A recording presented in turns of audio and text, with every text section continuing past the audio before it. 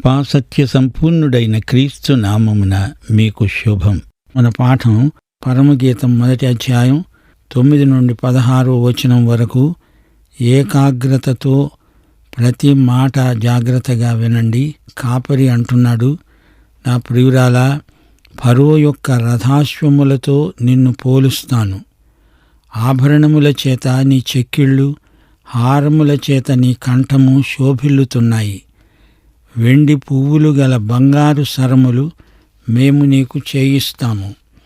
ఆమె అంటోంది, రాజు విందుకు కూర్చుండి ఉండగా నా పరిమళ తైలపు సువాసన వ్యాపించింది. నా ప్రియుడు నా వక్షస్థలమందున్న గోపరసమంత సువాసన గలవాడు. నాకు నా ప్రియుడు ఎన్గెది ద్రాక్షవనములోని కర్పూరపు పూగుత్తులతో సమానుడు.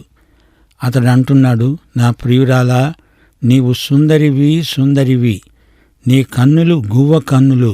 ఆమె అంటోంది, నా ప్రియుడా, నీవు సుందరుడవు, అతి మనోహరుడవు. మన శయనస్థానము పచ్చని చోటు, మన మందిరముల దూలములు దేవదారు మ్రానులు, మన వాసములు సరళపు మానులు. దేవుని బిడ్డలారా, వింటున్నారా? పరమగీతం వైవాహిక ప్రేమకు సంబంధించిన పాట. ఇది చౌకబారు ప్రేమ కాదు, భార్యాభర్తల మధ్య పవిత్రమైన ప్రేమ బంధమిది. బంధకం కాదు. షూలమ్మితి ఫరో యొక్క రథాశ్వములతో పోల్చబడింది.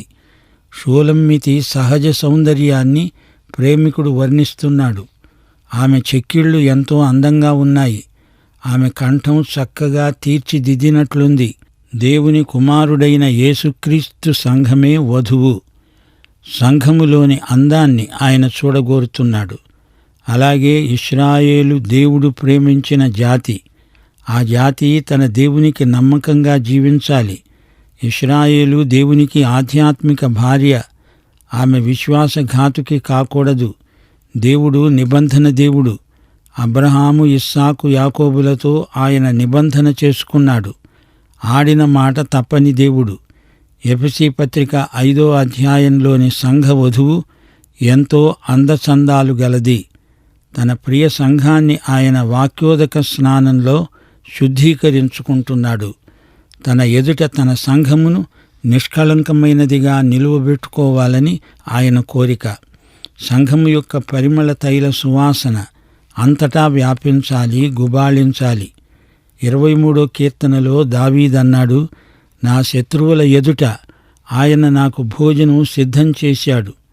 నూనెతో నా తల అంటాడు. నా గిన్నె నిండి పొర్లుతోంది. ప్రభువు బల్ల సహవాసం ఎంతో ఆశీర్వాదకరం. ప్రభువును సమీపించి ఆయనకు చెప్పాలి, ప్రభూ, నీవే మొదట నన్ను ప్రేమించావు గనుక నేను నిన్ను ప్రేమిస్తున్నాను. గోపరసం, బోళము, సుగంధం ఆమె హృదయంలోనే ఉన్నాయి. గోపరసం అంటే యేసుక్రీస్తే. గోపరసమునే బోళము అంటారు.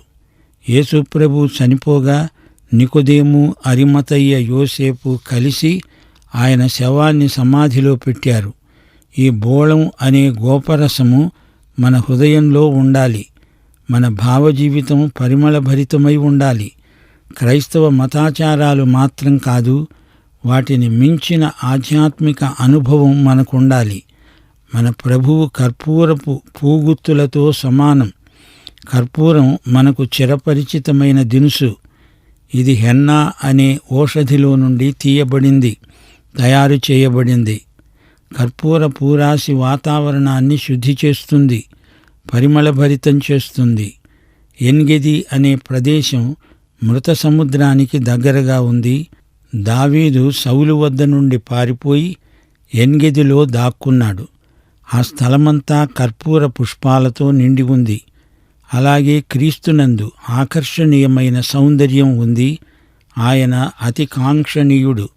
ఆయన కర్పూర పూరాసి. ఆయన లోకపాపమును మోసికొని పోయిన దేవుని గొర్రెపిల్ల. 34వ కీర్తన 8వ వచనం, ఆయన దయాళుడని, ఉత్తముడని రుచిచూచి తెలుసుకోండి. ఎఫెసీ పత్రిక 5వ అధ్యాయం 2వ వచనం, క్రీస్తు మిమ్మును ప్రేమించి పరిమళ వాసనగా ఉండడానికి మన కోసం తనను తాను దేవునికి బలిగా అర్పణగా అర్పించుకున్నాడు.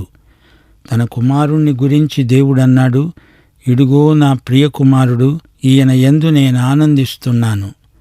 దేవుని బిడ్డలారా, వింటున్నారా? యేసుక్రీస్తు మనకెంతో ప్రియమైనవాడు. ఎంగెది ద్రాక్ష తోటలలో కర్పూర పూగుచ్ఛము లాంటివాడు. ఆయనే నిజమైన ద్రాక్షవల్లి, ఆయనే లోకానికి వెలుగు, ఆయన మహాసేవకుడు, ఆయనే లోకపాపానికి ఏకైక బలి, ఆయనే మార్గం, సత్యం, జీవం. ఆయన పరిమళ పుష్పగుచ్ఛం, ఆయన దేవుని గొర్రెపిల్ల. ఆయన యందు అబ్రహాము యొక్క విశ్వాసం, యాకోబు ఆధ్యాత్మిక విజయం, మోషే సాత్వికం, ఏలియా ఆసక్తి, యోబు పరిశుద్ధశీలం, యోహాను ప్రేమ, ఇవన్నీ ఏకీభవించి పరాకాష్ఠనందుకున్నాయి. ఆయన యందు సత్యము, నీతి, జ్ఞానము, ప్రేమ, కనికరము, స్నేహశీలము, వైభవము, పరాక్రమము, ప్రతాపము, సార్వభౌమత్వము, వినయము, సహనము, విశ్వసనీయత, ఉత్కంఠ, ధైర్యం, పవిత్రత మొదలైన కృపలన్నీ గుప్తమై ఉన్నాయి. ఆయన సర్వములో సర్వమై ఉన్నాడు. ఆ యేసే నీ రక్షకుడు, నా రక్షకుడు. సంఘం అంటోంది, నా ప్రియ యేసు, నీవు సుందరుడవు, అతి మనోహరుడవు. ప్రభు అన్నాడు, ప్రియురాలా, నీవు సుందరివి, నీ నేత్రములు అందమైనవి. నల్లని దాన్ని అని న్యూనతాభావం పెట్టుకోవద్దు. నేను నిన్ను అందంగా తీర్చిదిద్దుతాను, అందుకే నిన్ను చేపట్టాను. యోహాను సువార్త 17వ అధ్యాయం 6వ వచనంలో ప్రభువు తన మహాప్రార్థనలో అన్నాడు, తండ్రి, లోకము నుండి నీవు నాకు అనుగ్రహించిన మనుష్యులకు నీ నామమును ప్రత్యక్షపరిచాను. వారు నీవారై ఉన్నారు. నీవు వారిని నాకు అనుగ్రహించావు. వారు నీ వాక్యము గైకొని ఉన్నారు. మన ప్రధాన యాజకుడైన యేసు అన్న మాటలివి. పాత నిబంధనలో కూడా దేవుడు ఇశ్రాయేలును క్రీస్తునందే చూచాడు. కాబట్టే ఇప్పుడు మనం దేవునికి, ఆయన కుమారునికి అందంగా కనపడుతున్నాము. ఆమె కన్నులు గువ్వకండ్లలాగా ఉన్నాయని మెచ్చుకుంటున్నాడు. ఇందులో ఒక రహస్యముంది. ఆయనే పావురం, అనగా పరిశుద్ధాత్మ సంకేతం. అదే వెలుగు ఆమె కన్నులలోకి వచ్చి అవి గువ్వ కన్నుల వలె కనిపిస్తున్నాయి. మత్తయి సువార్త 6వ అధ్యాయం 22వ వచనం, దేహమునకు దీపము కన్నే గనుక నీ కన్ను తేటగా ఉన్న ఎడల నీ దేహమంతా వెలుగుమయమై ఉంటుంది. మత్తయి సువార్త 10వ అధ్యాయం 37వ వచనం, శిష్యత్వపు వెలను గురించిన వచనమిది. తల్లినైనా తండ్రినైనా నాకంటే ఎక్కువగా ప్రేమించేవాడు నాకు పాత్రుడు కాడు. కుమారుణ్ణి గాని కుమార్తెను గాని ఎక్కువగా నాకంటే ప్రేమించేవాడు నాకు పాత్రుడు కాడు. మన దృష్టి ఆయన మీద నిలిచి ఉంటే అప్పుడు ఆయన సౌందర్యం మనలో ప్రతిఫలిస్తుంది.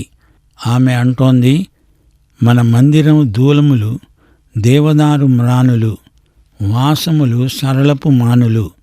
మన శయన స్థానం పచ్చని చోటు, పచ్చిక గల చోట్లు. ఆయన అలాంటి చోట్లలోనే మనల్ని పరుండ చేస్తున్నాడు. దేవుని బిడ్డలారా, వింటున్నారా? షూలమ్మితి వచ్చినట్లే మీరు కూడా ప్రభువు వద్దకు వచ్చి ఆయనతో, ఆయనలో జీవించండి. పచ్చిక గల చోట్లు ఎంతో ఆకర్షణీయమైనవి. యేసు ప్రభువు శిశువై జన్మించినప్పుడు ఆయనను పశుల తొట్టిలో గడ్డి మీద పడుకోబెట్టారు. ఆయన కాపరి అయి వచ్చినప్పుడు పచ్చిక గల చోట్ల ఆయన మనల్ని పరుండ చేస్తాడు. దేవుని బిడ్డలారా, షూలమ్మితిలో ఒక విధమైన అభద్రతాభావం పొడసూపింది. కాపరి ఆమెను ప్రోత్సహిస్తున్నాడు, ధైర్యపరుస్తున్నాడు. ఆమెను ప్రియురాలా అని సంబోధిస్తున్నాడు. రథాశ్వములు ఎంతో అందమైనవి. ఆమెను ఫరో రథానికి పూంచిన గుర్రాలకు పోలుస్తున్నాడు. ఫరో రథాశ్వాలలో నీవు ఒక గుర్రంలాగా ఉన్నావు. రథాశ్వము అని ఆమె సొగసును వర్ణించడంలో ఎంతో కవిత ఉంది. రథాశ్వములు మగగుర్రాలు, వాటి మధ్య ఆడుగుర్రంలాగే నీవున్నావు అని భావం. ఆమె ఆభరణాలు, కంఠహారాలు ఆమె సౌందర్యాన్ని ఇనుమడింపచేస్తున్నాయి. ఆమె కంఠం, చెక్కిళ్ళు ఎంతో అందంగా ఉన్నాయి. చెవులకు కమ్మలు, కంఠహారములు ఆమె ధరించి ఉన్నది. అవి శోభాయమానంగా ఉన్నాయి. యెరూషలేము కుమార్తెలు ఆమెకు బంగారు సరములు చేయిస్తామంటున్నారు. అంతకు ముందు నల్లపిల్ల అని ఆమెను తూలనాడారు. వారు తమ అభిప్రాయం మార్చుకున్నారు. కాపరితో వారు ఏకీభవిస్తున్నారు. ఆమె అంతఃసౌందర్యాన్ని వారందరూ గుర్తించారు. 12వ వచనం, రాజు విందుకు కూర్చున్నాడు. పరిమళ తైల సువాసన గుబాళించింది. పరిమళం ప్రత్యేక ఆకర్షణ. తన రాజునే తలపోసుకుంటున్నది. ఆమె కండ్లు గువ్వ కన్నులు. మనము పావురముల వలె నిష్కపటులమై ఉండాలని ప్రభువు చెప్పాడు. దేవుని బిడ్డలారా, ఈ ప్రేమ పాటలో మొదటి అధ్యాయం ముగిసింది. ఒక పురుషుడు, ఒక స్త్రీ, వీరిద్దరి మధ్య పరస్పర ఆకర్షణ, ప్రేమ. వారి ప్రణయం ఉదాత్తమైన శైలిలో వర్ణించబడడం, ఈ గొప్ప గ్రంథం బైబిలులో చేర్చబడడం గొప్ప విశేషం. దేవుడు తన ప్రజలను ప్రేమిస్తాడు.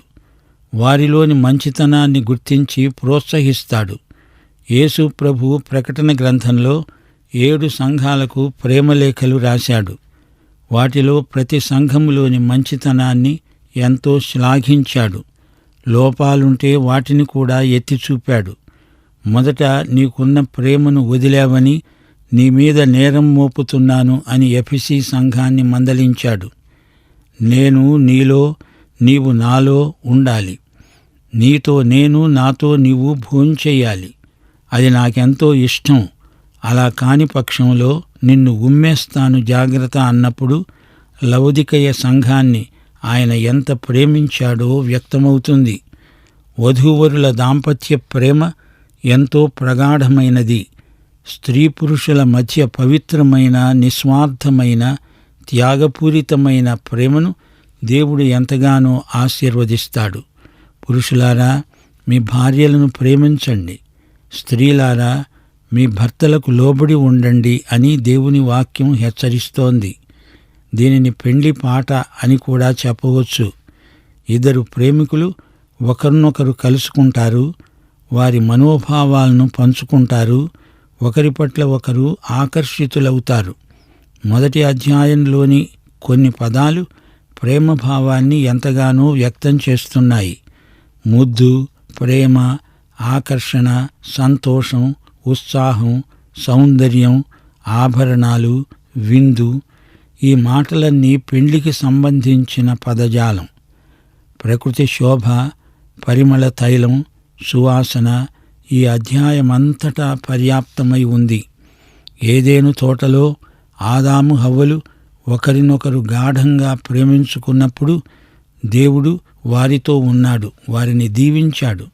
దేవుని దృష్టిలో స్త్రీ పురుషులిద్దరూ సమానమే.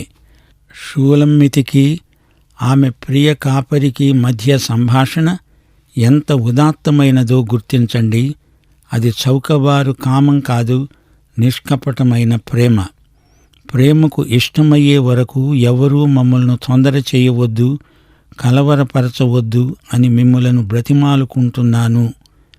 ఈ అధ్యాయంలోని పాఠాలు మరొకసారి మననం చేసుకుందాము. నీలో నాలో ఎట్టి అందము లేకపోయినా యేసుక్రీస్తు మనల్ని ప్రేమిస్తున్నాడు. ఆయన మనల్ని అందంగా తీర్చిదిద్దుతాడు.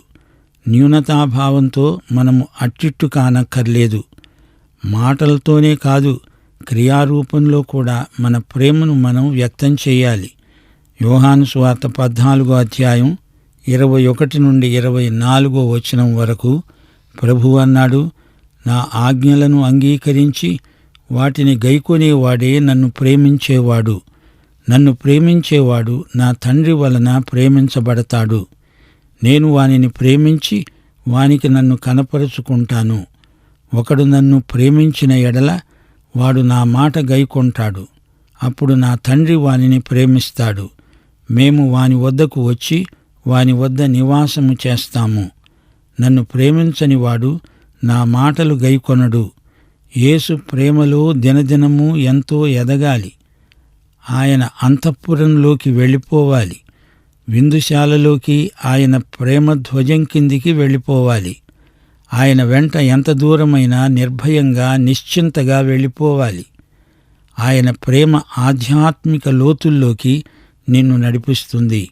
ఆయన సహవాసంలో ఎంతో ఆనందం. ఆయనతో సంభాషణ నీకు ఆత్మానందం. ఆయన పట్ల భక్తి శ్రద్ధలు కలిగి నీకు అప్పగించబడిన పనిని నమ్మకంగా చేస్తూ ఉండాలి. నీ సొంత తోటను నీవు కాయాలి. 6వ వచనం, ఆయనను నీవు ప్రేమిస్తున్నావు అనడానికి విశ్వసనీయమైన సేవే రుజువు. మరియా, మార్తా ఇద్దరిలో నీవు ఎవరిలాగా ఉండాలనుకుంటున్నావు? ఇద్దరిలాగా ఉండు. మరియ ప్రేమ, మార్త సేవ, ఈ రెండిటి మధ్య సమతౌల్యాన్ని పాటించాలి. తోటి విశ్వాసులకు దూరమైపోయేవు జాగ్రత్త. ఆయన మందలో ఉండి ఆయనను వెంబడించు. ఇదే పాఠం షూలమ్మితి మనకు నేర్పుతున్నది. ఇతర విశ్వాసులలో ఒకడివై యేసును వెంబడించు. మందల అడుగుజాడలను బట్టి నీవు వెళ్ళు. మంద కాపరుల గుడారముల వద్ద నీ మేక పిల్లలను మేపుకో. యోహాను సువార్త 21వ అధ్యాయం 15 నుండి 25వ వచనం వరకు మనకు, పేతురుకు ప్రభువు ప్రేమ పరీక్ష పెట్టి అంటున్నాడు, నీవు నన్ను ప్రేమిస్తే నా గొర్రె పిల్లలను మేపు, గొర్రెలను కాయి. యేసు ప్రేమ మన సేవలో రుజువుకు వస్తుంది. దేవుని బిడ్డలారా, వింటున్నారా?